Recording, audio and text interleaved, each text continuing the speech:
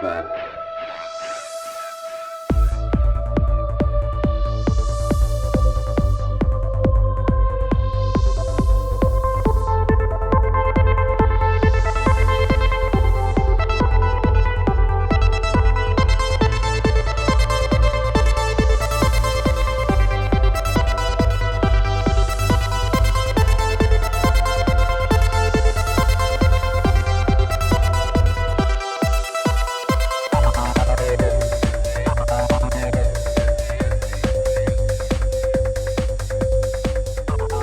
What's up? Another episode of Real Perfect Podcast. I'm your host, Ricardo Verandes, also known as Ricky Verandes. We have an amazing show. As I always try to do is bring some really interesting guests and some really interesting ideas and topics. And recently I've been trying to do more of, probably within the last year or two, I try to do more of bringing not just one or two interesting guests, but maybe do a roundtable discussion. And today we had an amazing show with people from three of my favorite podcasts: Sam Tripoli from Tinfoil Hat Podcast, James Corbett from the Corbett Report, and Pat Miletich and Jeffery Wilson from the Conspiracy Farm. And all these guys have been on the podcast before. Sam has been on before once.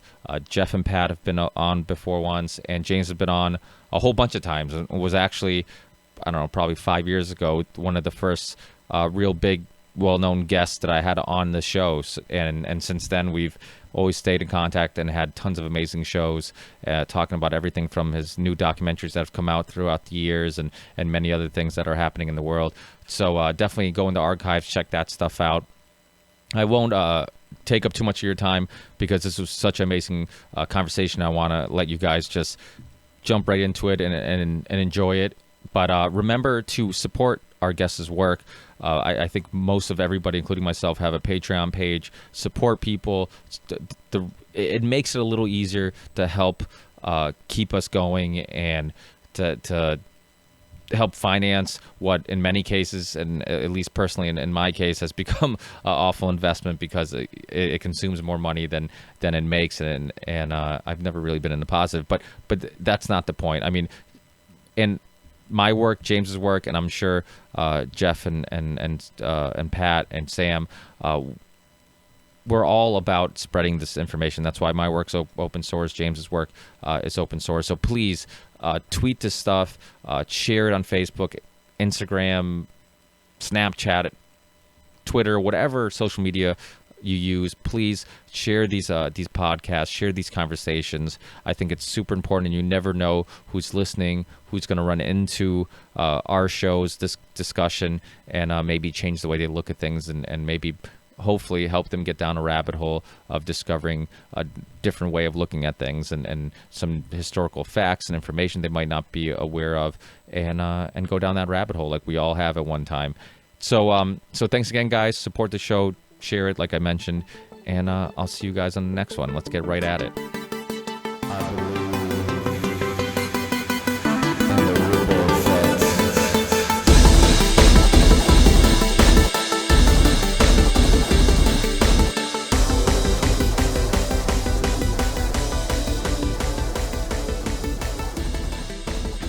Yeah. Well, I don't know why. I've never done more than 4 guys, I have to be honest. So that's what she said. Yeah. Oh, we're starting off right off the bat, Jeff. Yeah, I knew it was just a matter of time before a couple dick jokes or something. So this might go off the rails quickly. Dick jokes are my bread and butter, dude. Well. Anyways, while I'm trying to figure out how to throw myself on the screen, I want to thank you guys for being on. I really, really appreciate it. As you guys know, I'm a huge fan of all your work because that's why you guys have been on the show in the past, and I don't have anybody on who I'm not a fan of. And we're all trying to do the same thing. We're all attempting to get attention on stories and spark conversations that we think there's not enough attention on. And no better way than getting all of us together to help do that. But also, I think one thing that's I think will make for a very interesting conversation is the fact that we all have so much in common when it comes down to our curiosity and our interests, but yet we come from very different backgrounds. So I think talking about topics that we're all into and intrigued with, it'd be awesome to just see what everybody's perspective is based on this. Pat's never not working. He's well, he's that's the right Skype selfie. I've never seen that before. Right, right. You just invented something there, champ. But yeah, post it out there.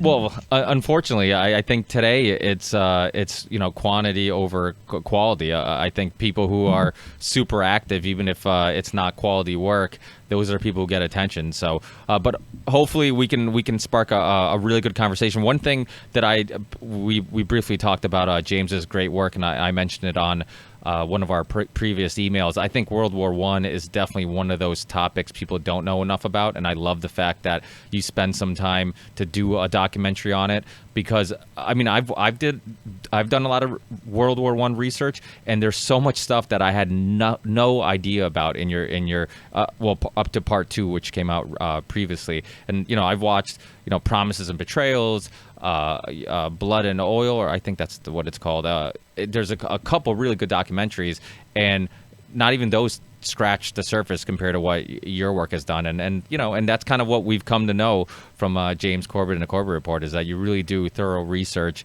and we can always count on this amazing work when it does come out. And so thanks again, James, for doing that for everybody. If you haven't checked it out, please check it out. It's on his website. It's also on YouTube. It's all open source.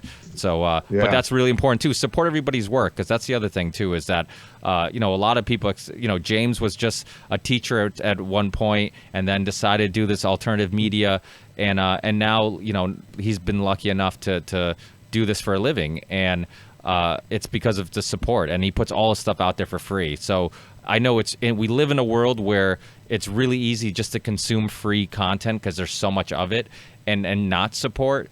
But if we love the work that they're putting out there, we have to remember that the way we continue getting that work is supporting them. So that's super important too.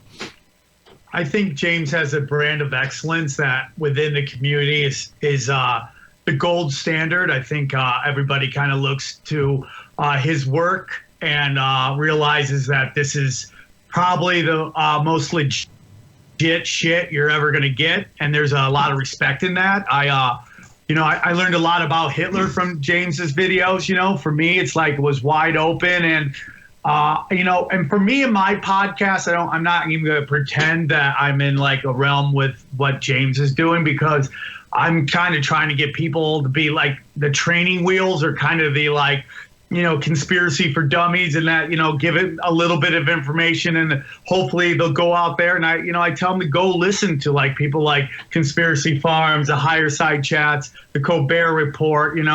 I think what James does and what we all do is very, very important, and that we're fighting against billions of dollars that are spent to basically brainwash these people. And, I live in LA, which is the heart of a lot of this stuff, the brainwashing and all that. And with these fires that we've seen, like, these are some dark arts fires. I don't care what anybody says. And you look at like the burn patterns, and it just doesn't make any sense. And here we go again. The conspiracists are being demonized, just like after the JFK shootings and then 9/11 and then Vegas and all that stuff. And, it's people like James, and, it's Conspiracy Farms get some really amazing guests on. And it's just, I just am really thankful to be on this call. And I'm really enjoying what everybody's doing who are involved in this podcast right now. I'd love for James, and I know he's going to, the World War I stuff has always fascinated me, and I'd love, obviously can't go over everything here, but, for the dummies, the bullet points, and because this stuff is so important for people to learn history, about those wars, how they were started, fomented, and it's super, super important. It's incredibly important, and I'm glad to see that a lot of people have resonated with this. I truly wasn't expecting people to be interested in this at all. I'll let you guys in on a little secret just between us four and anyone who happens to be listening in. This is part of a larger documentary project that I'm working on. The World War I conspiracy is only the first part of it. So I was expecting, until this whole project is finished, I wouldn't think people would even kind of get what's going on. But I'm glad a lot of people have resonated with it. And I'm glad to hear that this has provided a lot of information for people that they haven't heard of. But for me, from my perspective, my nightmare is trying to compile thousands of pages of research down into here's a half hour on this, 15 years of history, and here's a half hour on this other 5 years. It's horrible. It's nightmarish for me because I'm just sitting here. How do I do this? So I'm glad to hear that. But if people are interested in this, they really should start delving into the sources where there are literally hundreds and hundreds of pages of documentation on just that first part, that first half hour of the documentary. You can find in books like Hidden History by Docherty McGregor that has so much more detail to it. But the long story short, I guess, is coming from sources like this, The Anglo-American Establishment by Carroll Quigley, where he talked about the formation of a secret society in the late 1890s. It started to come together in the 1880s, but really formalized in some form in the 1890s. And it's a secret society, but we know about it. It's not a conspiracy theory. We know that this is true because one of the inside people in that conspiracy blew the whistle, essentially. William T. Stead, he was this journalist who was quite influential at the time. And after Cecil B. Rhodes's death in 1902, he blew the whistle, essentially. He published the last will and testament, which everyone thinks, Cecil Rhodes' last will and testament was establishing the Rhodes Scholarship. Yeah, that was his seventh will. The first six were all about this secret society that he wanted to found to spread the British Empire around the world and, unite the world under the English race, basically. And so he published all of this. As I point out in the documentary, it was even published in the New York Times and everything. Here was Cecil Rhodes' secret society that he founded. And Cecil Rhodes' idea was this is going to be a secret society organized like the Jesuits, this kind of Illuminati-ish thing with this inner circle, the secret society of the elect. And then there was going to be an outer circle that didn't even know of the inner circle's existence and all of this. And he wanted all of these different titles and everything. But the people he brought in to that conspiracy, like Alfred Milner, who the hell was Alfred Milner? You never get taught him in the history books these days, but he was extremely influential. And he was the one who basically started to organize this into something practical. It's like, oh yeah, all that hoodoo, hocus pocus nonsense about secret societies. Let's make this something real. And he started really forming what was called Milner's Kindergarten in South Africa, of this group of young men that went on to hold all sorts of important posts in government and outside of government, in private industry as well, that basically formed this clique that could be drawn on to essentially operate what was the longer term game plan, which in that first decade of the 20th century became let's go to war with Germany. And that's what it all became about. And they used every single lever of power that they had in government and outside of government to make that happen. Speak to that, James. Why was Germany such a threat? I mean, I realized once they became independent in 1871, that went straight against what those guys, Milner and those guys were trying to do. Why? Why was Germany such a threat? Well, it's analogous, and this is actually what got me starting along these lines and why I started thinking about World War I, was because it is analogous to our situation today, which is we have the world empire, which in this case is the U.S., and we have the rising empire threat, which is China. And we see a lot of parallels going on. At that time, in early 20th century, it was the world empire was Britain, and the rising upstart was Germany, and they had to be defeated. They had to be put down. And that wasn't anything new to that era of history. Britain had always done that throughout history. Their entire strategy had always been to support the second strongest European continental power against the strongest, so that there would never be one that would rise up and would be able to challenge Britain's hegemony. Coke versus Pepsi. That's Coke versus Pepsi. Like, they go at each other, but they make sure the third one doesn't come in. This is where we have to understand it's like taking a 2D slice of a 3D object. So we see these kind of national strife situations like China and the U.S., and there is something there. There is this clash that's happening, and a lot of people are invested in that clash in a lot of different ways, sometimes quite literally invested. But that's really happening. But if you don't see the 3D picture of it, you don't really understand it. So So in this case, in the China-U.S. case, the point that I always make is that China didn't just become this big emerging power. They were fostered into this power by the very same people who are also puppeteering the U.S. government and steering its foreign policies. How does this happen? Well, it's because it's part of a larger plan, ultimately, to get the world under a collectivist system, globalism, essentially, and which is just so frustrating because nobody gets that, bro. Obviously a conspiracy theorist. Obviously, this is chess, not checkers. This people who talk against people who talk against conspiracy theorists. Your guys, William Steed, Reginald Brett, and Cecil Rhodes, they came up with this plan in 1891 to basically the long game to start war, and it took another 15, 16, 20 years before it really. No. You see, their secret society was about peace. They wanted to bring peace to the world, but peace, of course, means peace under the British flag. And how do you do that? Oh, well, we need war. Well, exactly. But I'm just saying, for the lay person who always poo-poos what we talk about, there is so much more nuance to this than people realize. It is the long game, as my boy Sam just said, and our attention spans are just so short. We're keeping up with the Kardashians over here. We don't think of the long game, and here it is. World War I was pretty much the template for the beginning of the Matrix as we know it today.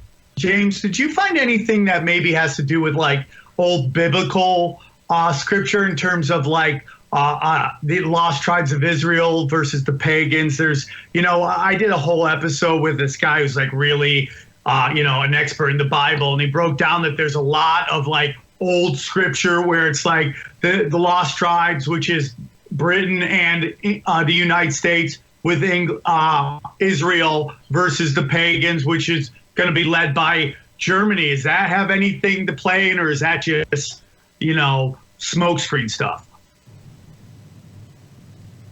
Uh-oh, no audio. Oh, yeah. We can't James, hear you. you have no audio. James, you have no audio. Start that over, bud. We can't hear you, James. Sorry. Oh, There we go. I've only been doing this for a decade, guys. Come on. How am I going to know where the mute button is? I don't. That's a bit out of my area of expertise. But what I can talk about is the Zionist movement, forming in the late 19th, early 20th century, extremely influential insofar as the Rothschild family, which of course was in a position of prominence in the early 20th century in Britain, financially, and was trying to convert that into geopolitical power, and did so through, as we know, the Balfour Declaration came out in 1917. That was a letter from Arthur Balfour to Lord Rothschild saying, hey, when this is all over, we're going to give you Palestine, essentially, as part of your Zionist dream of creating the homeland for the Jews. And that was, pretty interesting because, well, Britain didn't control Palestine at that point. Sorry. What's going on, Pat? Pat, do you also have the mute button on? Pat, you have the mute button. We can't hear you. I can't hear you. Pat, there we go. Can you hear me? There we go. I was doing the anti-Semite alarm going off for everyone that watches this who thinks that everyone here is against Israel and the Israeli people. So no, we're not. Just pointing out facts is what James is doing. And that's exactly all it is. Historical documented facts, the Balfour Declaration. But the interesting thing about the Balfour Declaration, it's presented as this was a letter from Arthur Balfour to Lord Rothschild. It actually started as notes that Rothschild sent over to Balfour and Milner. Yeah. And they took those notes and worked with them and made a letter to present back to Lord Rothschild. Yeah. So that's like the interesting part of it, and shows who was really in control of that relationship. And while we're picking your brain, James, I'd like to ask you what your thoughts are on the supposed Albert Pike 1871 letter to Mazzini. I've known about that letter for quite a number of years. Whether it's factual, whether it was written by Albert Pike or not, I don't really care at this point because, it's at least prophetic in what's happening now. And the letter I know appeared many years ago, but whether it was written by Albert Pike, I don't know. Have you ever seen it? I certainly haven't. It doesn't exist as far as I'm aware. What's that? It doesn't exist as far as I'm aware. It's not real. I'd love to be proven otherwise. Anyone who can show me that letter or any proof that letter really exists in the archives anywhere, I'd love to see it. I don't believe it exists. Okay. And I'm certain it was written after World War II, because the way that it predicted what was going to happen with the National Socialists in Germany and everything. I mean, come on, I absolutely don't believe it. But it's interesting that it does tap in to something that people understand is coming, and it is framing. That letter does ultimately frame the next stage of this, that it's going to be a kind of a religious war, essentially, that eventually is going to lead to the bright light of Lucifer will be seen as the saving grace, and the masses will come to embrace and accept that. Is ultimately you say that with a smile. I do, because again, I don't believe that this is really predicting anything, except perhaps in terms of wish fulfillment for certain members of the elite, obviously. But I don't think anything's been set in stone. I think it's safe to say that World War III would be certainly, as it said, a cataclysmic event, right? Absolutely, yes.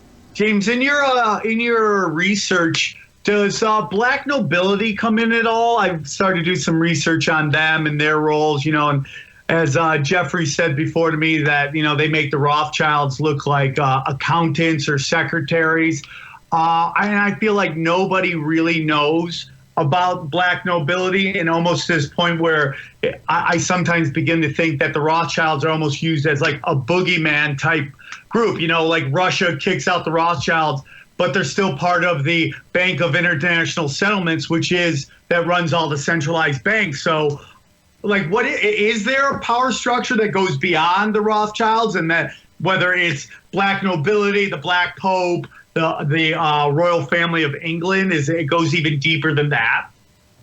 A couple of things to say. First of all, I don't believe in the monolithic conspiracy that there is one group or one family or one name or whatever that controls everything. I think that's a little too simplistic. Secondly, for people who are really in positions of real power and influence, if we know their name, they're probably not at the top of that ladder. So precisely, yep. Their name.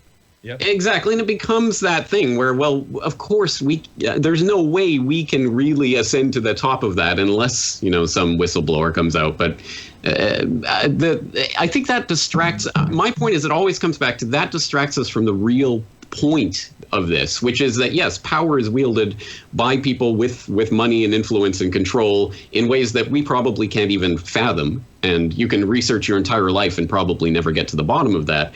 But then you've spent your entire life just trying to research what they're doing. The point is what we can do with our own power, because we do have power and influence in our own lives. And yes, we can't control everything that happens in the world, and we can't control what the big powers are going to do in warfare and what have you, but we get to choose what we invest our time and energy doing with our lives. And that's the ultimate point of this for me, is that yeah, you can spend your whole life trying to chop off the heads of the beast. I tend to think even if you did find the head of that beast and chop it off, there'd be another one growing in days. I mean, the power vacuum would just be too much. And the making the awareness that there is a beast, I think, is a huge problem. People don't think necessarily there is a beast in the first place. The point is, we are the heart of the beast. We pump the blood through the vessels of the beast. We are the willing participants in this system. Every time you buy one of their projects, every time you invest your time and energy in this, you are helping the beast. Silence is acquiescence. Exactly. If you take yourself out of that pyramid structure, it collapses. It needs us. That's the real point of this. That's why I love the Morpheus picture. The Morpheus picture in the Matrix of him holding up the battery, saying that's basically what we are. It's just energy feeding it, and take yourself out of that, and then the machine doesn't operate. We have to understand it's our responsibility to do that, and that's more important to me than trying to spend our entire lives finding out who's the head.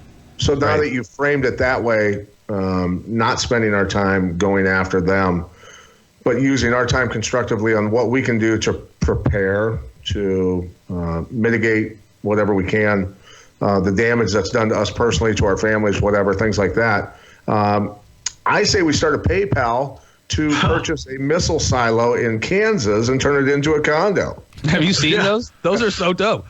Those are actually, have you guys seen those before? Well, no. Well, yeah. Oh, no, they're straight up missile silos that are like 15 levels, and they're straight, just A, triple A, dude. It's like you're walking into like a Mandalay Bay hotel. I'm serious. They're super sweet. And that was I think we can pull it off. I think we can pull it off.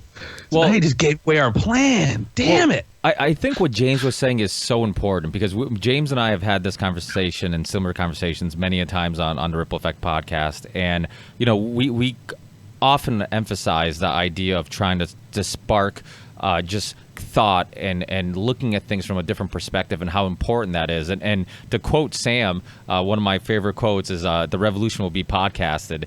And it's a great quote because that's exactly what we're trying to do. And, the most dangerous people aren't people who are trying to change things with violence, but it's people who are changing minds and opening minds and changing perspectives, because that does cause a ripple effect. And a lot of times you get people, asking you, well, what are you going to do to change the world? Well, how are you going to change things?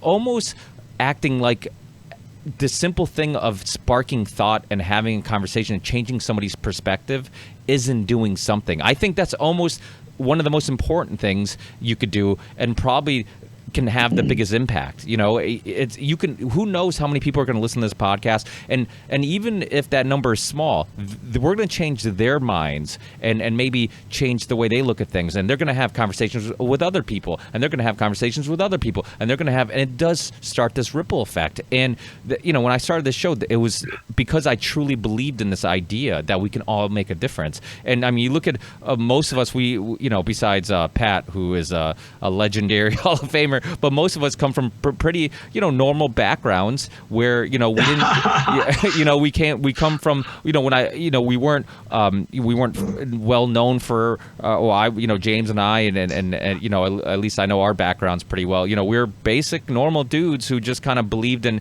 trying to do something more with our lives, trying to do something more fulfilling, and doing some alternative news and alternative media in hopes that we can spread something. And so I think, conversations like this are so important. Like James said, we could focus so much on dissecting who's involved and connecting all the dots, and all that stuff is so important because there are stories out there that do help you put the puzzle pieces together. Because I do think that this whole life is a giant has a million puzzle pieces, and we're all together trying to gather puzzle pieces. And if we all help each other out, we can gather enough puzzle pieces where at the end of the road, maybe we don't know what that image is, but we have a clear idea, we have a better idea of what it might be. Or we pull a Matrix and have a moment like, there is no puzzle. Just like in the Matrix, I was wondering how to bend the spoon. There is no spoon. And I agree with what you're saying. And even I'll echo the sentiments of James as well. I mean, trying to, figure out who, what, where, what trajectory, how many bullets were shot, and, Kennedy, or what's the melting point of steel, et cetera, et cetera. Once you get to the point that it wasn't that official story, I mean, you can go down the rabbit hole a little bit, but just that recognition that you were just being lied to on such a crazy level. The World War I thing, not to go back to it, but you're talking about 3 or 4, maybe 5, 6, 7 individuals that hatched a plan, which a decade plus later killed 20 million plus people. Injured, another and I think that's millions. Important. It's important on the World War I thing to frame it, if James could, briefly for people who are watching this, because as you said, it's kind of the blueprint for future wars, for everything else that we've seen from that point forward. And so, for us, I mean, I feel like I'm completely mind fucked sometimes because we're called, lunatics and everything else when the rest of the world. And this was prophesized. We knew that this was coming, or people well before us knew that this was coming. And so I think it's important for us to be able to at least break through on that level, so that when a guy dies in Libya who was creating the gold coin, to trade his oil in, when Saddam Hussein dies because Europe is going to buy his oil without the U.S. dollar, all this sort of stuff, and so that people realize that no, we're not the fucking crazy ones here. We're not the lunatics. Yeah. So James, I'd like James to at least go through some of the points that caused World War I and stuff that people are not taught in the history books. Well, there's a couple points I want people to take away from this documentary, one of which relates to our earlier discussion there. Just the amount of propaganda that was aimed at the public to get them into hating Germans in England and in America. was phenomenal. And when you really drill down into it, that's where so much of our modern day propaganda templates come from, was that First World War, where they literally created the Bureau of Propaganda and all of that. And babies on bayonets. Exactly. Yeah, there was such a concerted effort, and they brought so much effort to bear on convincing the public. And one thing that speaks to is the fact that the public's opinion matters. They wouldn't be spending bajillions of dollars and all of this effort to try to convince the public to hate Germans unless it mattered what the public actually felt. So don't ever forget that it's your power that they're trying to take over, essentially, with this propaganda. The other part is, I hope people understand it's almost unimaginable the pre-World War I world to a post-World War I mindset, because everything that we know about the modern world came from that World War I period, or was started there or fostered there, including obviously technologically. This was the breaking point in terms of military history from the stately, 19th century kind of warfare, where you would line armies up on a battlefield and they'd shoot at each other for a day, and you could even go with with your family for a picnic near the battlefield and watch it from afar, and it would be like a spectator sport in some ways. You couldn't do that in World War I. And that's obviously, there's the technological changes that made that happen. The machine gun and the flamethrower and the airplane and the poison gas and the tanks and all of the other technological gadgets. But beyond that, and beyond the million casualty battles and things that were just utterly unimaginable before World War I, it was the intervention of the government in every aspect of society that would have been, if not unthinkable, at least would not have been very popular before that World War I crisis set in. And this was not only known about and acknowledged, but openly lusted after by a lot of people in the time. And this is actually what I'm going to get into in part 3. Which is yet to be released as we're recording this conversation. But I'm going to be talking about the John Deweys and the Richard T. Ely's and other people like that who were openly talking about, the war will be great to foster a new sense of national service in society, and to get people on board and to shape public perception and opinion. This is what people were lusting after for a long time. And in the American context specifically, you have the income tax coming in with the Federal Reserve in 1913. And Woodrow Wilson. Under Wilson, who was brought in by Morgan, bankrolled into office by Morgan, essentially. And that was the basis through which America was able to wage and finance the First World War, finance by, starting the incredible debt that we know where it's ended up today, but also the idea of income tax and the government being in charge of the economy or managing the economy. A central bank, which we had been against for so long. A central bank for the first time in 80 years or whatever it had been at that point. So yes, it was an extremely important period for that transition into what we now expect. And it was really the precursor for the New Deal and all of that. It came from that World War I mentality where the government was going to take care of everything. And if we don't understand that aspect of it, then we don't really have a proper sense of history. And the fact that we are living in the crater of that explosion, as I say in the opening of the World War I documentary, if we don't understand that the way the world is now is not the way it has to be. This isn't just some inevitable progress to this point. This is something that happened because but people. That's what I mean. To echo Pat's frustration. I mean, this is World War I. I mean, fast forward almost 100 years. The Kuwaiti ambassador's daughter talking about incubators getting knocked over. All of these. I mean, it's nothing has changed. They're literally playing from the same playbook. And again, we are so willing participants of it because we're just not aware how sophisticated the propaganda is and the behind the scenes. For people just want that shortcut to thinking, that fast food news, like what's going on? Oh, they're bad guys. Okay. As opposed to like, wow, this is a chess game and you are like several steps behind. And it's just so frustrating, bro, because at the end of your movie or just the second part, when we finally did get in the war, you saw those scenes of just guys dancing with girls in the streets, just getting piled on buses and ships. And they just went and died by the millions for bullshit, man. Bankers, it's crazy. dude. Bankers. It's crazy. And this is where the G. Edward Griffin's book, The Creature from Jekyll Island, is so important for every high school student in America to read. Man, I've read that thing like 4 times. There it is, man.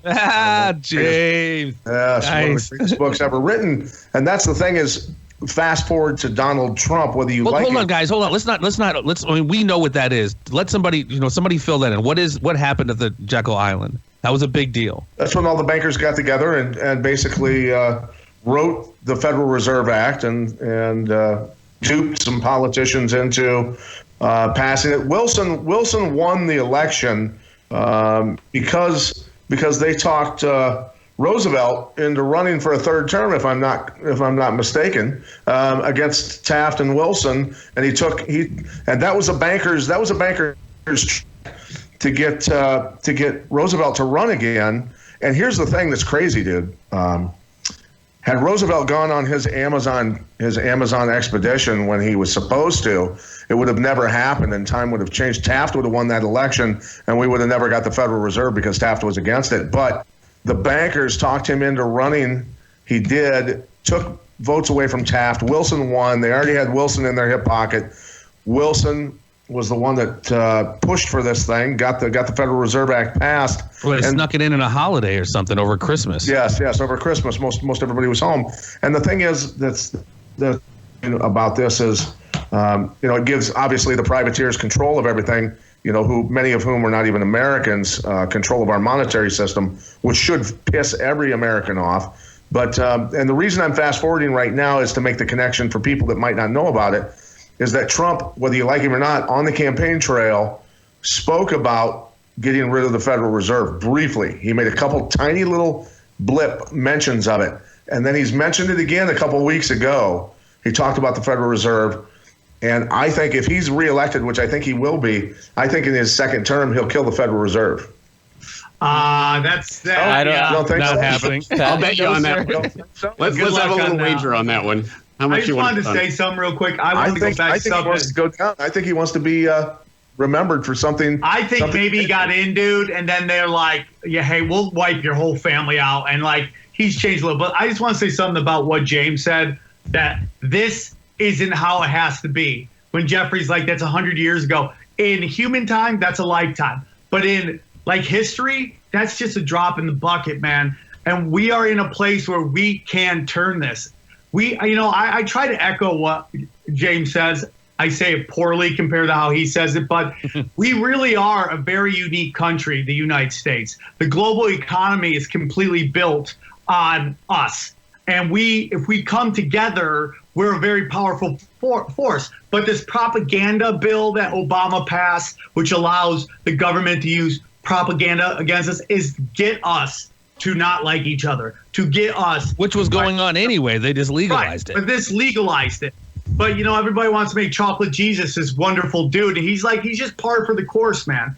But this isn't how it has to be. We are the more powerful than them.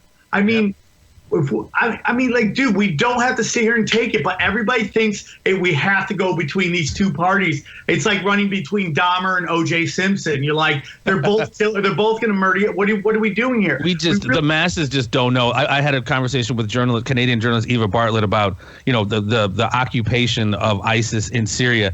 It's a horror movie. People do not get waking up to that every day, having your daughter kidnapped, possibly raped, organs taken. I mean, we just don't get over here how dark it is. We're in fantasy football mode, and the Rams are 7-1 or whatever it is. I'm not knocking. You could do it if you want to, but please balance it out with some level of information on the world, because silence is acquiescence. That's why all this stuff is so allowed to go down, because we're so blissfully ignorant. We are. Well, but Sam sounds hopeful that we can actually make a difference. That we're going to somehow bring Americans together to be able to stop this train wreck. It doesn't even have to be Americans. That's almost part of the problem. That's why we're so cool with 500,000 plus I'm not Iraqis. American, by the way. Well, Just for the record. It's the human being thing, man. Not to go all kumbaya, but that's why so many millions are allowed to die in Syria or be displaced, or in Iraq through sanctions that killed men, women, and children. We always filter it through this us versus them. We're human beings before any of that shit. That's where nationalism can be a little dangerous. I want to know. I'm sorry?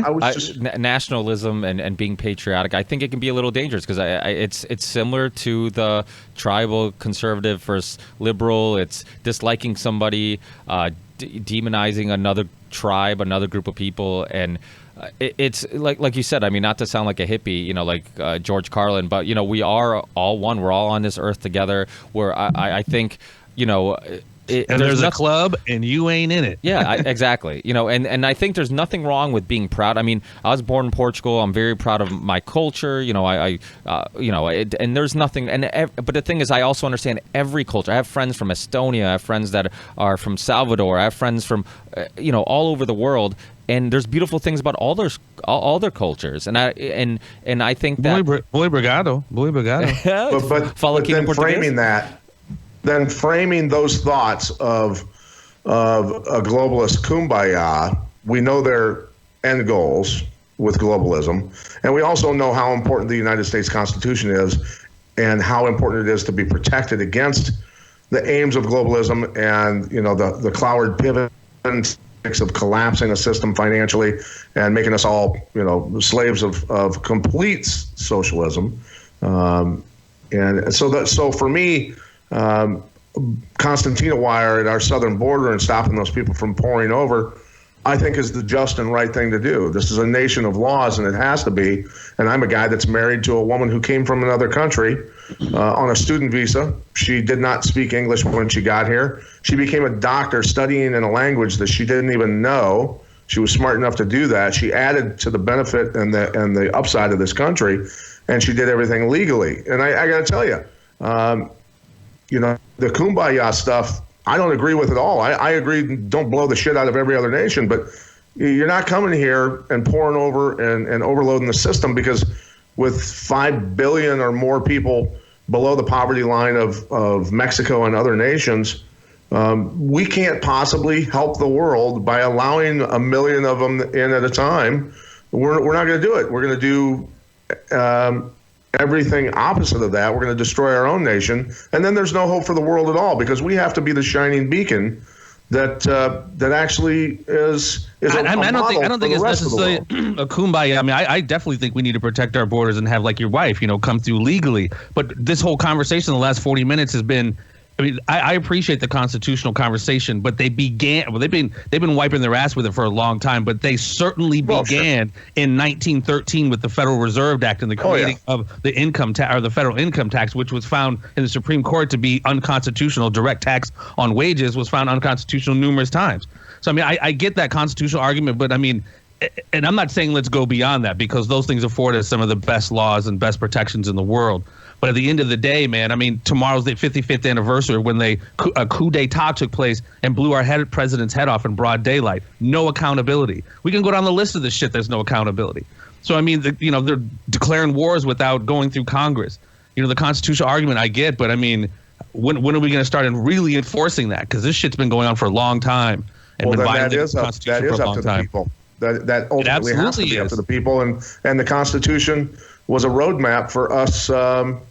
When our leaders were breaking the Constitution, which they have been, as you mentioned, and we all know for many decades, that we should be revolting. We should be either at least a tax revolt, and throughout history, tax revolts are about a 50-50 in terms of the leaders dying or an awful lot of citizens dying. So, but if everyone, think of this, guys, if everyone who was quote unquote an independent contractor owned their own business, people who had to file 1099s, people who had to pay quarterly taxes, the people who really truly pay the taxes, if everyone who did that in the nation, or half of us, filed an extension and then another extension and then another extension attached to demands and said, this is what we want, this is what we want, would they listen, or would they arrest or kill all of us?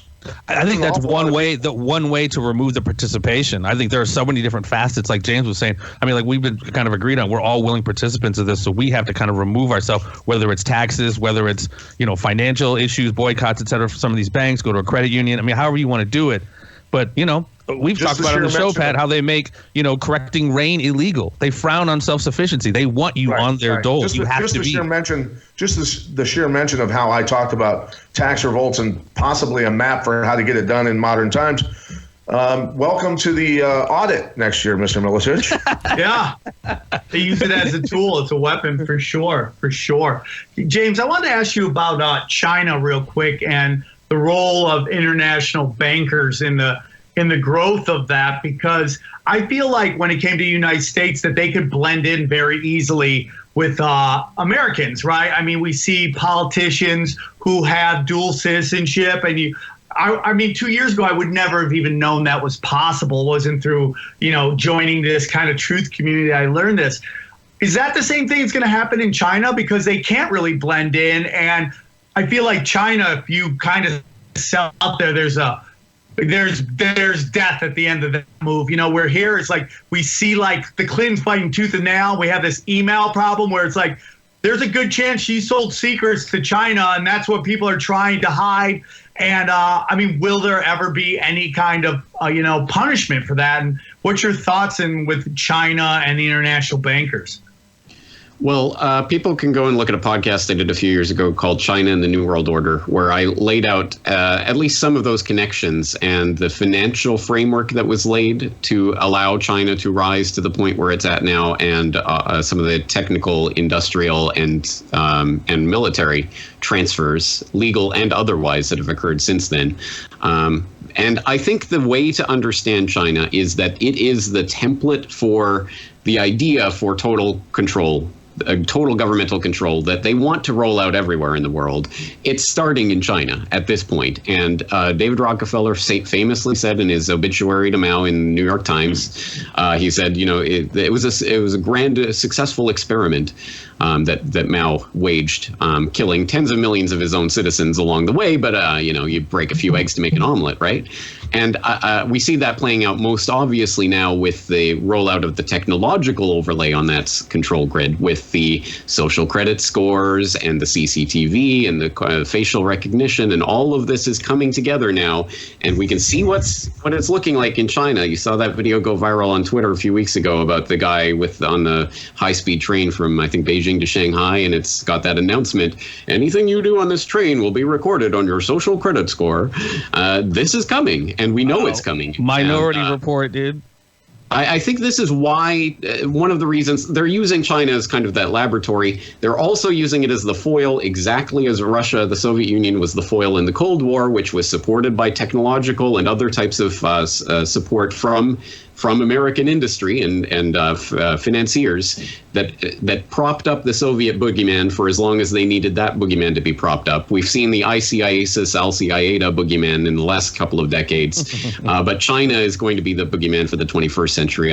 That's the way they're angling it, and there's the same linkages and the same financial infrastructure which undergirds all of that. It's incredibly important to understand that, so that we don't get fooled again, so that we don't let them pull another Cold War or, God forbid, World War III, which is another. They're growing right under our nose, man. From the expansion of the military bases in the South China Sea, you have what I think it's called the String of Pearls. You have the One Belt, One Road, which is just, I mean, you had Sri Lanka just recently just gave up a port in Sri Lanka to the Chinese for some financial stuff. But I mean, not only are these trade routes, but they're also putting military bases on some of these islands in that String of Pearls. And even, what is it called? ASEAN, the Association of Southeast Asian Nations. I've been kind of talking about this for a while. I mean, that's these trade deals that are just locking down this area, and it's just growing and growing and growing. I mean, I'm going to say it's a problem, but they're already there. They're taking nation shipping ports for debts that they owe China. And before we know it, they're going to be there. I mean, they're already there, but before we know it, I mean, let's face it, they're just taking over the old World Bank IMF game. I mean, they've been doing this for decades and decades and decades, but now China's getting in on it. Well, and also the production of their Petro Chuan, like they've moved away from the petrodollar as well with their introduction of the Petro Chuan. And if I'm U.S. intelligence, I'm obviously working on a way to get. And India and China have had skirmishes in that region up there. I'm doing everything I can to, if China is going to become that much of a threat, which we know it is, I'm trying to figure out how to get India and China to go to global nuclear war against each other.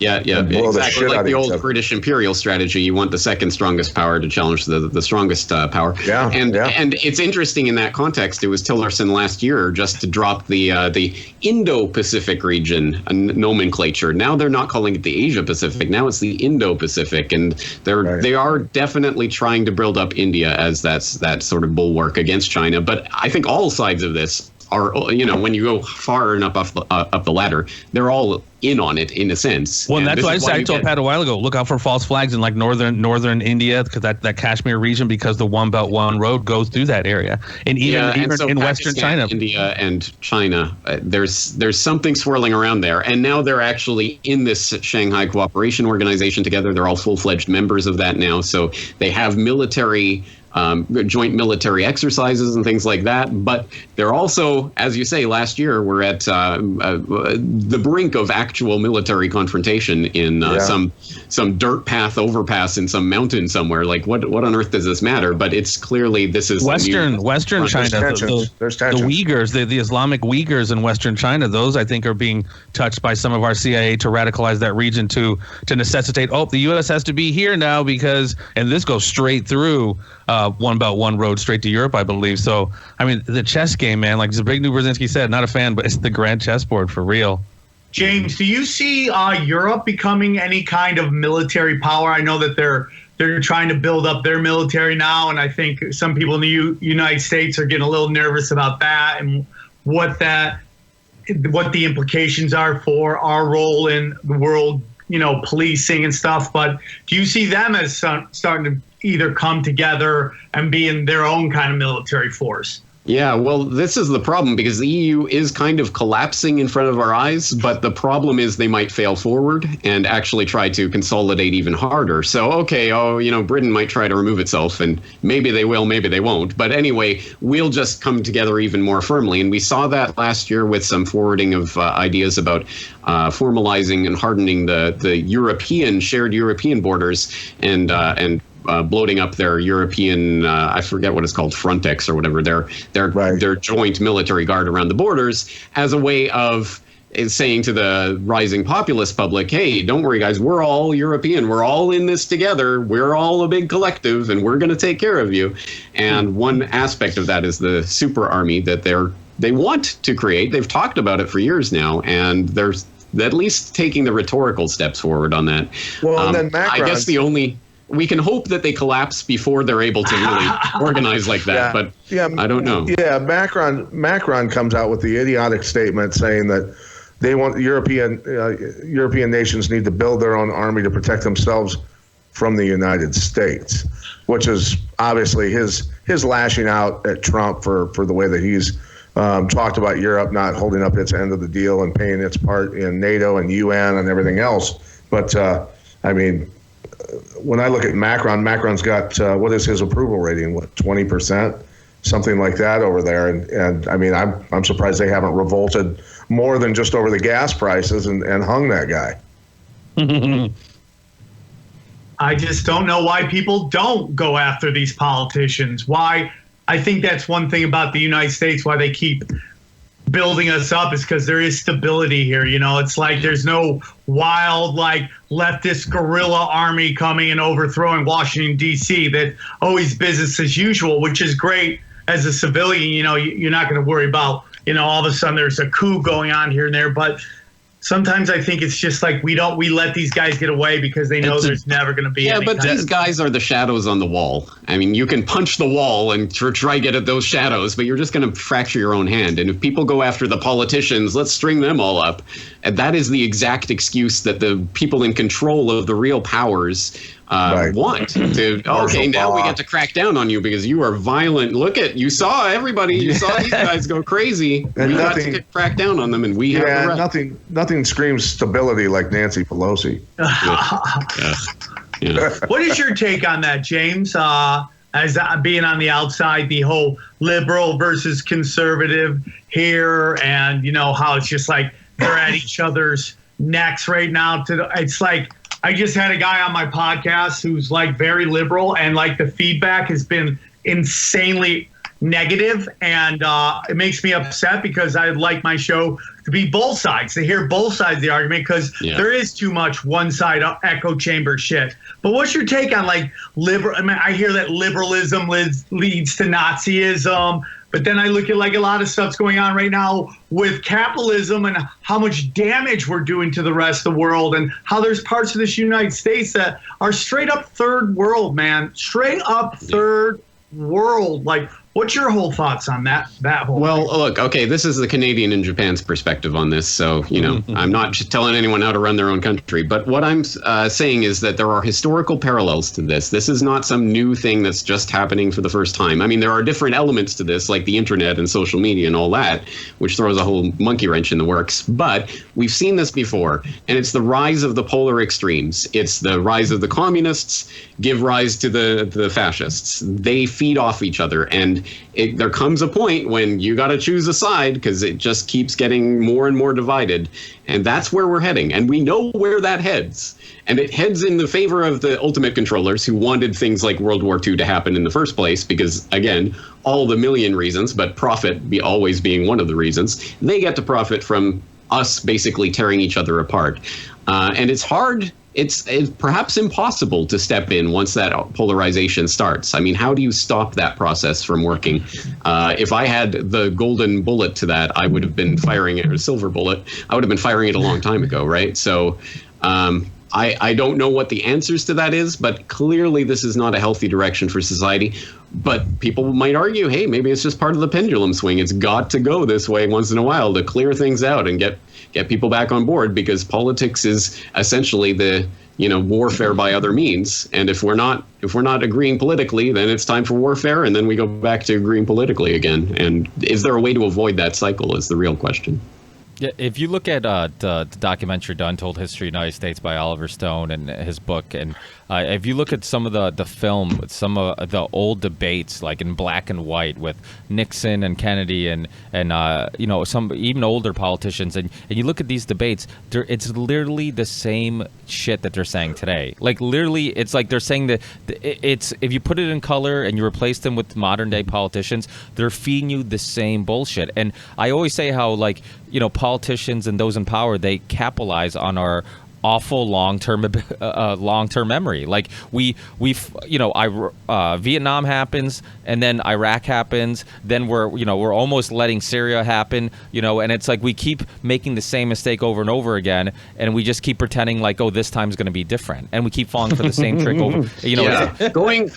Tying this back to World War I read this on my video the other last week from Lord Milner's Second War, talking about this Alfred Milner, who was one of the key men making World War I happen, who wrote in 1893, so decades before any of this happened. He said, "My interests do not run on the lines of party, and if I can help in however small a way to carry out the objects I have at heart, I do not care two straws how the politicians are labeled who execute them." And that was exactly what they ended up doing. They rode the conservative government when they were in power. They 150 rode the liberal fucking years ago, gang. 150 years ago. Exactly. It didn't matter who the public voted for or what they voted for. In 1906, the British public explicitly elected Henry Campbell Bannerman on this platform of peace. We have to be the leaders of the world in peace because we're clearly heading towards war. We don't want to go there. People elect him. Immediately, Milner and his gang get their guys in the positions of power in that government, and they just continue making the preparations for war. Same thing that Carroll Quigley was writing about, decades later, when he said that the whole point is to get them to get the two parties so that there's really no difference, so that you can vote the rascals out every 4 years, and it makes no difference to the fundamental policies. And once people get into this political game where it's sports teams essentially fighting against each other. Fucking WWE, dude. It reads like a freaking I mean, when Undertaker lost his streak, I don't know if anybody knows what that means, but he was 22 years, had never lost in WrestleMania, and he lost it, dude. People were losing their shit. Grown people lose. I mean, it's literally almost the same thing. Well, we're emotional creatures. We love to think that we're these logical, machines that look at the facts, then we come up with these conclusions. But we're emotional creatures, and obviously we all know the history of Edward Bernays and understanding that you can manipulate our desires and the way we think. And we all don't know who Edward Bernays is. Let's stop assuming everybody knows who that is. Edward Bernays. Seriously, go check out a documentary called what was it called? Well, Century of the Self. Century of the Self. Yes, yeah. It's Adam like Curtis. 11 hours. Yeah. But it is the biggest. I hate to use this euphemism now because someone told me it's but the red pill. It's an ultimate red pill to show how just like Mr. Corbett's video on World War I, how sophisticated these works are. This work to start World War I lasted a decade plus, and it was like 4 or 5 guys who started it. Well, so, I mean, Adam Curtis, Century of the Self, a very important documentary. Check that out. Even Noam Chomsky and Manufacturing Consent talked about it. Another good documentary by Richard Grove, State of Mind, The Psychology of Control. They talk about it. I mean, there's tons of great work out there that talk about it. I mean, he's a nephew of Sigmund Freud, wrote Propaganda, the book. And really those techniques were used in everything from corporations were using it to governments to everything. So it's really important. I mean, I know people who... Yes? Yeah, go on, Pat. No, I was going to say, when we go back through history and see how these wars were put together, very, very complex and sophisticated ways of doing things, putting those chess pieces in place. Little acts, does it give anyone here on this panel any kind of hope when we knew that the United States certainly assisted big time in arming ISIS to take out Assad? Does it give anybody hope? And I've got legitimate intelligence from a guy who's very high up in the intelligence community, and I can sit here and tell you and go back through what I've talked about on my podcast about who this guy is, but I don't want to give away who he is because he wants to remain anonymous. I asked him right away, did Trump, pull the plug on the ISIS funding? And he said, absolutely, 100%. They got in. But didn't he bring it back? Hope? Yeah, but what's that? Pat, I thought he brought it back too as well. Only the white helmets have gotten some money, but nothing on the level of what we've done, in the past under the Clinton State Department and from this gentleman, his assessment, which is legit. Trust me, when you know who he is.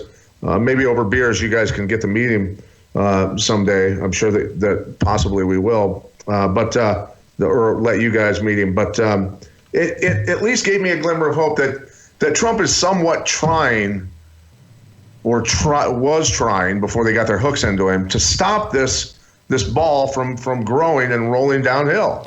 Well, this is my problem with all this Trump conversation is that, just like with James Corbett. I mean, believe me, I'm like these guys. I've had Roger Stone on my show. I've had people from Counterpunch on my show. I've had Lee Camp, who's progressive, on my show. I've had so many libertarians. I've had so many different. So I'm open to all perspectives. I never tend to believe that I know the truth with a capital T or that I have it all figured out. I'm constantly readjusting and recalibrating but the thing about this Trump thing is that once we start looking for a nip and looking at like, okay, he did this positive thing or he did that, aren't we almost subconsciously falling into that tribal thinking that we think is so dangerous?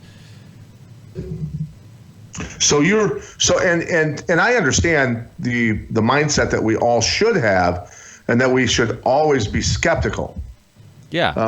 But at the same time, while remaining skeptical, because the more time goes by, the longer it takes for any indictments to be levied against anybody, the longer it takes for the unredacted FISA documents to be released, the more I think Trump was brought in by the powers that be to potentially get a civil war revved up.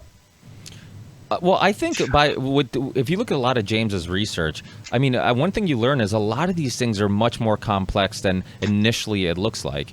And sure. when you look at why Trump might be doing one thing and not doing another thing, we might not find out what behind backdoor deals and conversations are happening. And like, Jeff said to Brzezinski's book, The Grand Chessboard, we don't know why. We might not necessarily know and understand what the big game plan is quite yet. So I think that's why I kind of reserve my judgment. I mean, one thing I love about James is that he came out with one documentary about Obama's legacy of ashes soon after he left office, and then soon after, I don't know if it was a couple weeks or a couple months later, he had a short documentary called Trump Filling the Swamp. Like I think that's really important. Like I think it's very easy to fall in love and want to believe that this person is the sure. He's gonna and I don't know. I mean, it's almost like, you briefly brought up the border conversation, the Mexicans coming in here and stuff like that and protecting our borders. I think that's really we can easily get caught up in that too and be like, well, who's going to protect us? Well, now we need more government, right? Because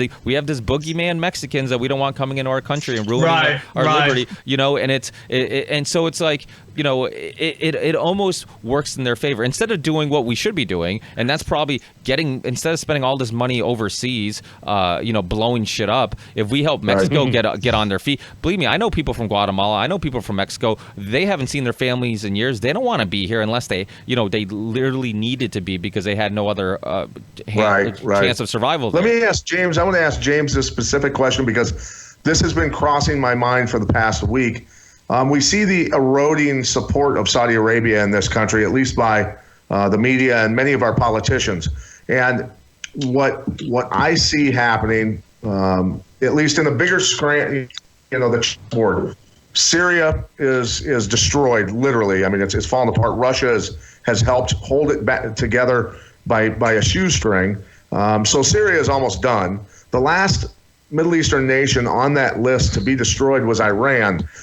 And I'm sitting there thinking to myself, what a perfect play if America were to make it almost obvious or lure Iran into thinking that America will not defend Saudi Arabia anymore, almost giving Iran the green light to attack Saudi Arabia so that ultimately we can destroy it. And I think that, that's not a far thought in my mind. James, what do you think? That's the kind of calculus that goes on all the time. So I think it's not wildly implausible. The only thing is I don't think Iran has any intention of attacking Saudi Arabia, and I don't think they're going to be goaded into it by such a ploy. But I think it is extremely important to get to the bottom of exactly why at this time the plug seems to be being pulled on Saudi Arabia.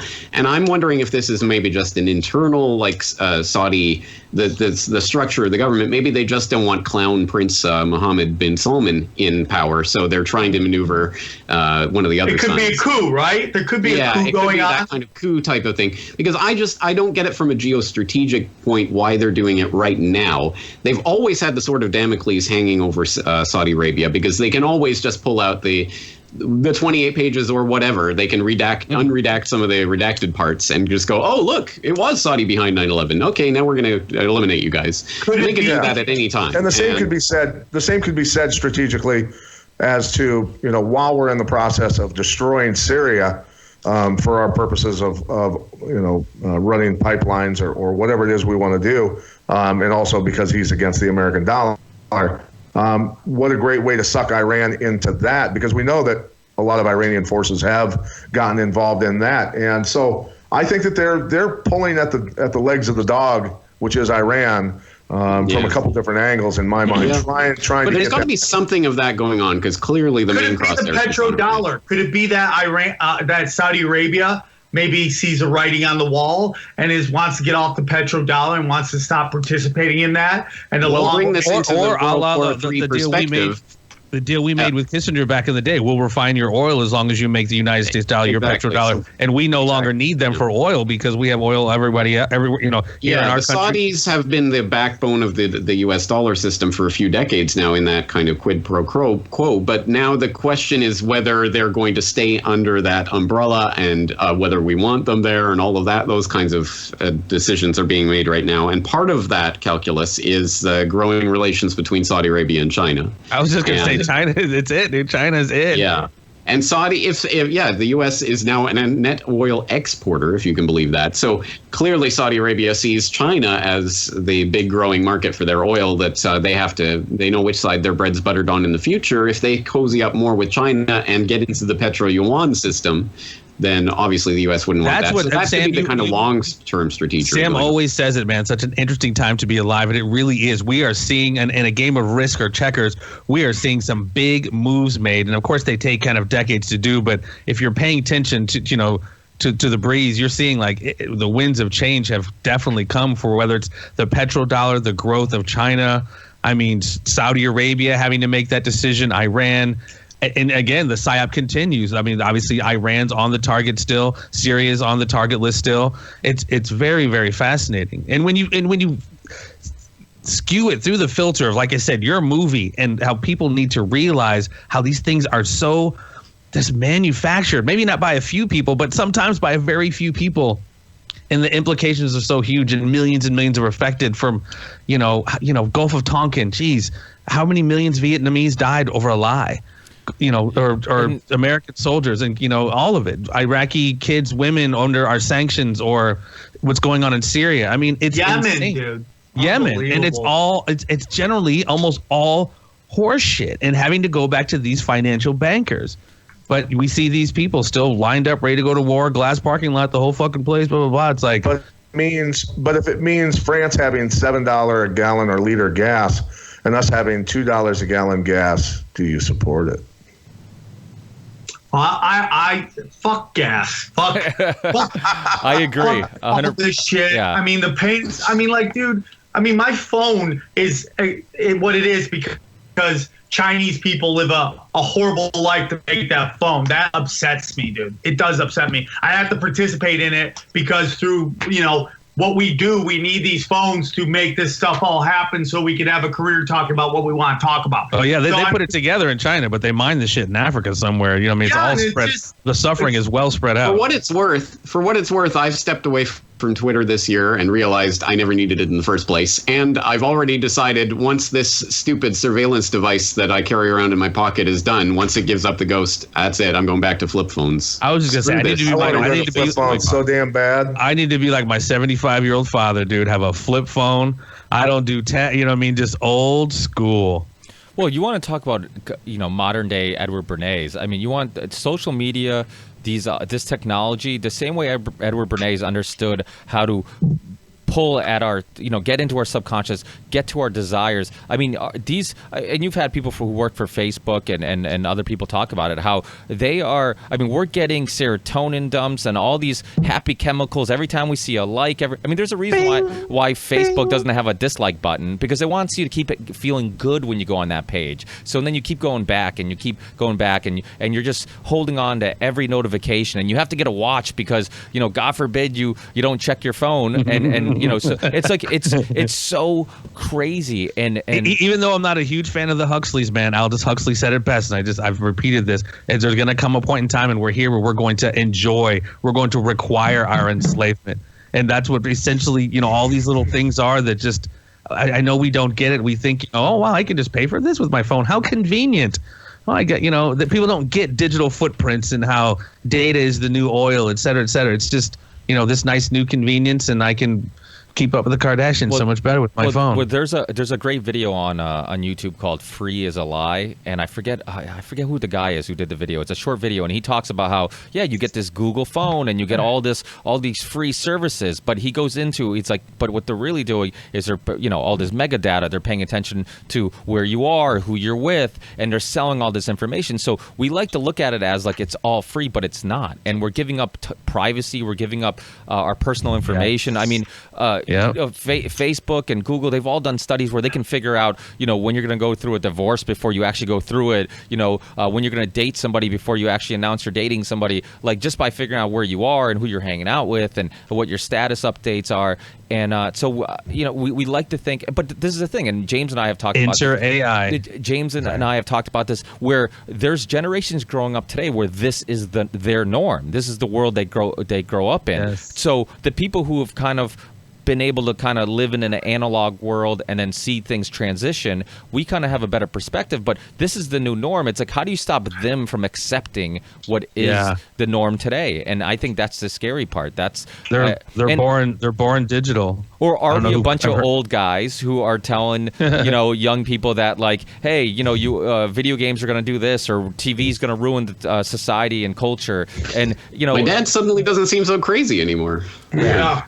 This generation, honestly, like you just said, man, we're at a very crucial time because we remember cassette tape and CDs, and we remember, rotary phones. I mean, there's going to come a time, and you see videos online now, I don't know how real they are, but they're like, what is, older cats throw down a rotary phone to their kid. They're like, what's this? Yeah. You know what I mean? So we, now, like you said, they are absolutely born digital. Hey, and they're just. So while we're holding this conversation, sorry to interrupt you, my Facebook came up with an ad, and I clicked on it. Shut up. Build underground survival bunker from scratch. Are you shitting me? I remember being a kid and seeing all these people complaining about. What did you say? I remember being a kid seeing all these people complain about the devil of music and like crazy people, and then you just see this stuff now with rap, hip hop and rap, and it's so blatant right now. And I'm not trying to be like but it's like there's dark art stuff in that. And I remember mocking those people back in the day, and I go, they were just trying to warn us, and we just laughed in their faces because we just wanted to be like, we just wanted free love and be all that stuff. And it's like, man. There's free love, and then there's just like straight up dark art stuff, and I don't. And social engineering. I think you and I had that conversation the other day. I mean, it's no accident that gangster rap thrived in those days, not more conscious rap. And around that same time, crack cocaine is introduced. Around that same time, the prison system gets commercialized. I mean, it's like this is social engineering 101. There's a lot of guns in the ghetto all of a sudden.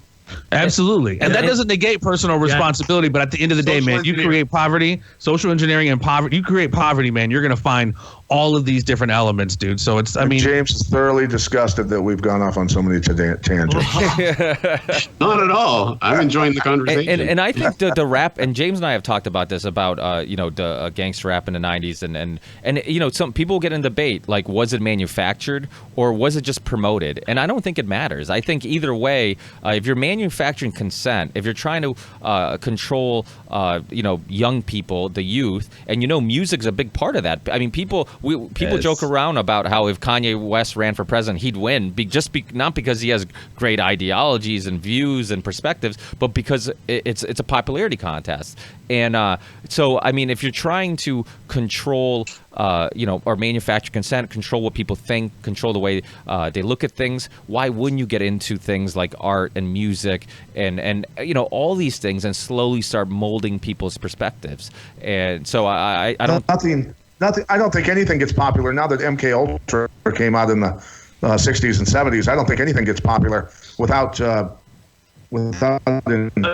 visible hand and the controllers. Right. This is the deeper level of analysis because it's not organic versus manufactured. It's that you create the conditions for a whatever Maryland man or whatever to come up, and then you promote that. You use your power in the industry to promote this person or that idea, and then it becomes the popular thing. And you'd be amazed at how many famous people are military brats that are the children of high up military people. Funny how that works. Right? Yeah, it is kind of crazy, and you don't see it till you see it. When you see it, it's kind of like, oh my God, it was like it's right there. I maybe I'm just hopeful. I do think the internet is the great equalizer. I do think there is a push to regulate it so they can keep it status quo, but I think it's all blood in the water. They can knock Alex Jones off of YouTube. I see his videos everywhere. Right.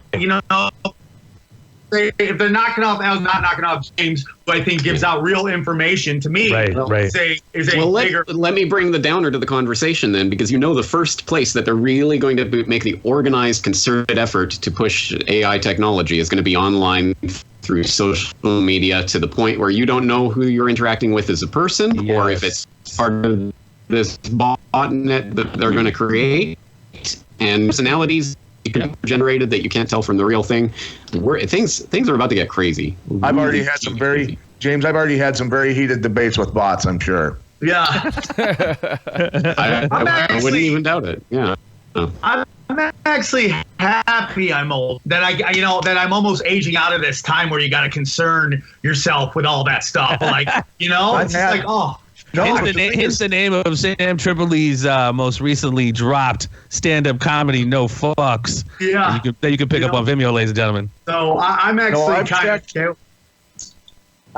if you ever get messages, whether it's Facebook, Twitter, or people trying to argue with you, debate with you, I've gone back and I'm trying to think of the way that I outed them. I've outed a couple bots where they get discombobulated on some of the ways that you ask things, and dang it, I worded some things, and but either way, there's ways of messing with them to where that they don't know how to answer that. Maybe that's why they were so upset by the NPC meme, because they were literally NPCs. Yeah, it is crazy how, like, forever it was like the liberal side was coming up with the stuff that'll fight the establishment, and now you see kind of conspiracy side coming up with it. Well, because when there's an idea, when you believe in an ideology, that's just like it causes you to be blind, and it makes you not be able to be more creative, in my opinion. That's why like Bruce Lee said, man, they try to solidify that which was once fluid.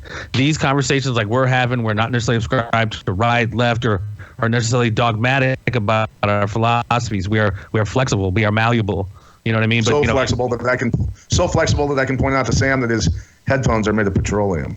I'd probably radioactive at this moment.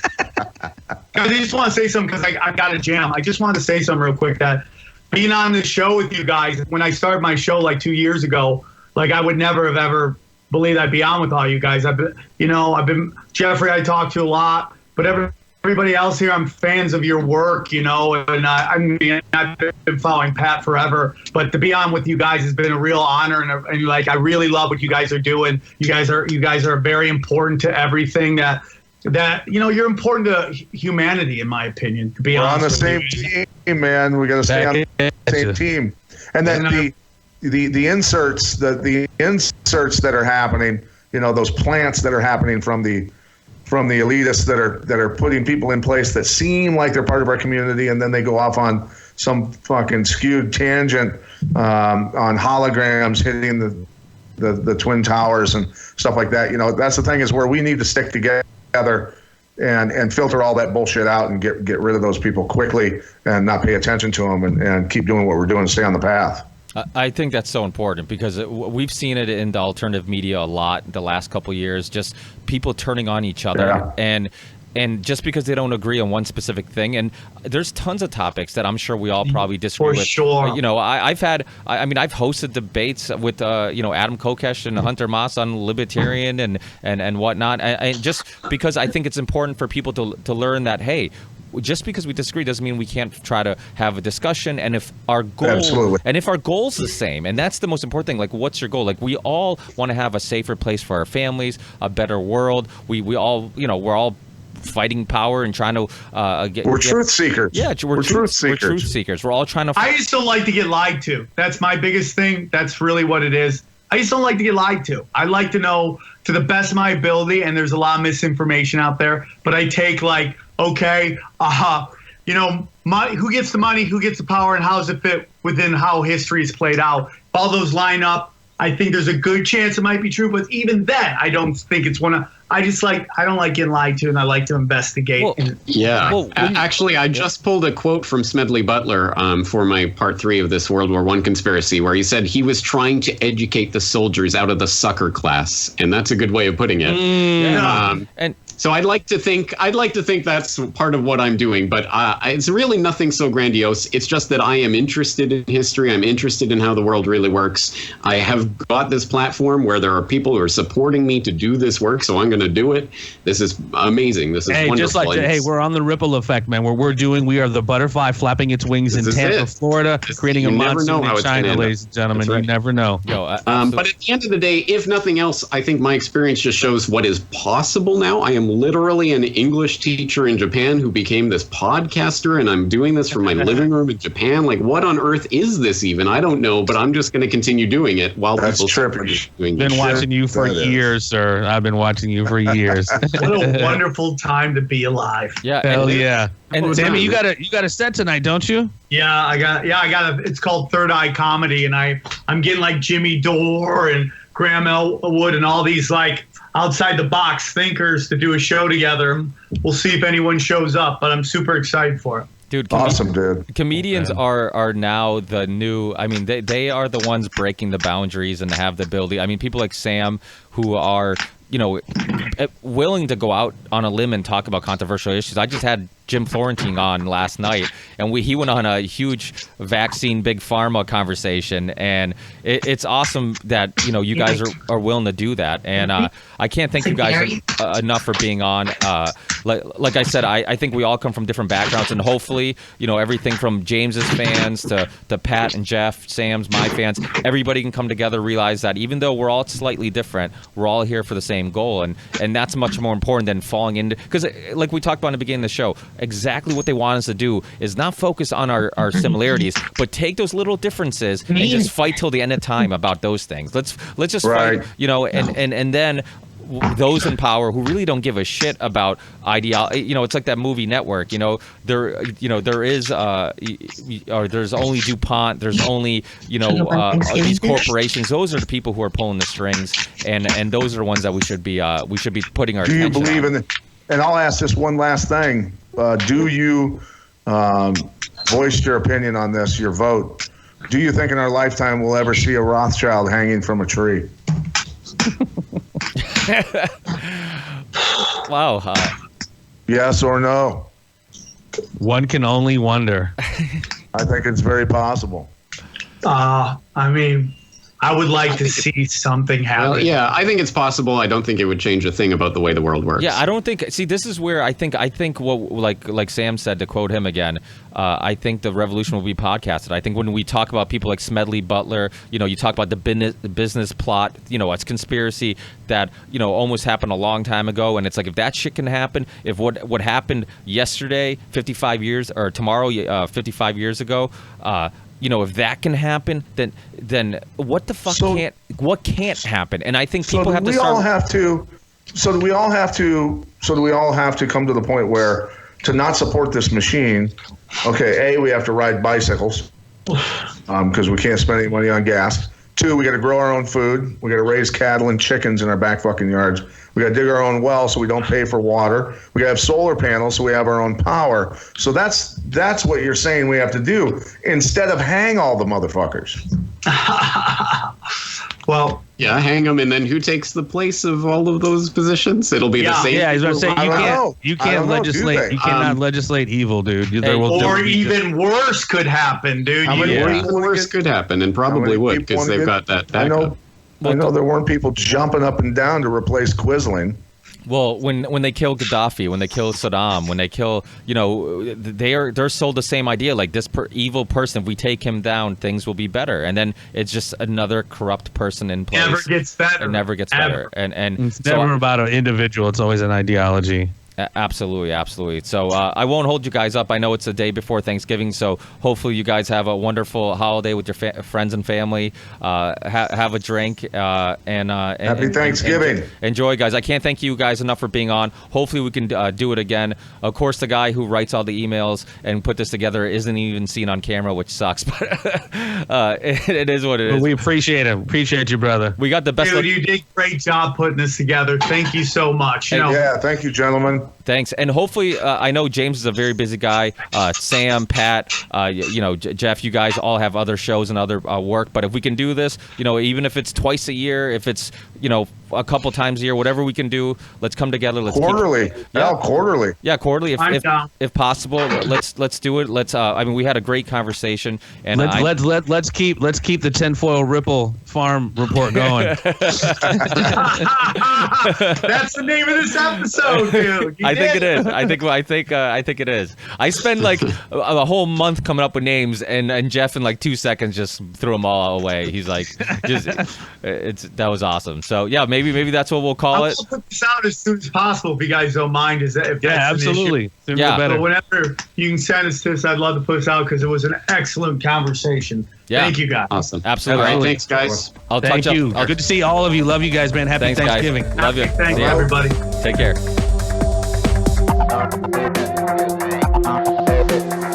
Believe in the ripple effect.